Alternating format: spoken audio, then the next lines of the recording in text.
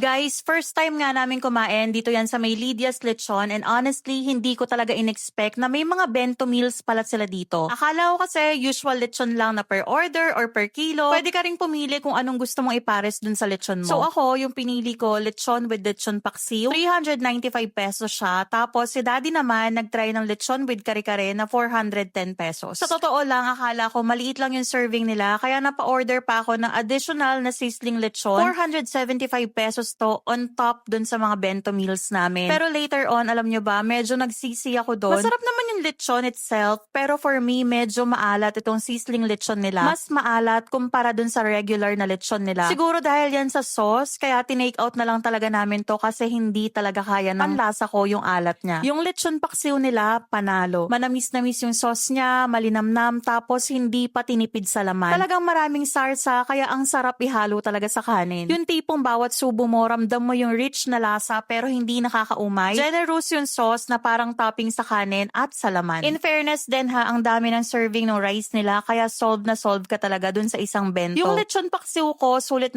naubos ko talaga. Yung kay Jobe naman na lechon kare-kare, sabi niya masarap daw talaga. Tapos okay din yung bagoong nila, hindi masyadong maalat. Sakto lang yung timpla. Hindi ko na to tinikman, gawa ng solve na rin naman ako dun sa lechon paksiw ko. And of course, yung lechon nila, isa to sa mga masasabi ko talagang nakakasatisfy ng cravings. Malutong yung balat, malinamnam yung laman, juicy, tapos hindi dry, yung tipong mapapasabi ka na worth it yung punta mo dito. Honestly, yung serving size ng lechon dito sa may bento meal, sakto na sa akin to ha. Kaya medyo nagsisi talaga ako na nagdagdag pa ako ng sizzling lechon. Feeling ko kasi nung una maliit lang, pero generous pala sila mag-serve. First time namin dito sa Lydia's Lechon, located sila along Commonwealth, dito lang yan sa may Fairview. Madalas namin to madaanan pag pauwi kami and now lang namin to trinay. Malaki naman yung seating area nila, tapos mapapansin nyo rin yung mga mini display ng dishes nila dito sa loob. Makakatulong talaga kung nag-iisip ka kung ano yung o-orderin mo kasi makikita mo rin mismo yung mga lechon dito. Tapos yung pork belly nila, china-chop din nila dito. Meron din silang pasalubong area kung saan pwede kayong bumili ng snacks like nuts, sampalok at iba pa. Total bill namin para dito sa tatlong to is 1,280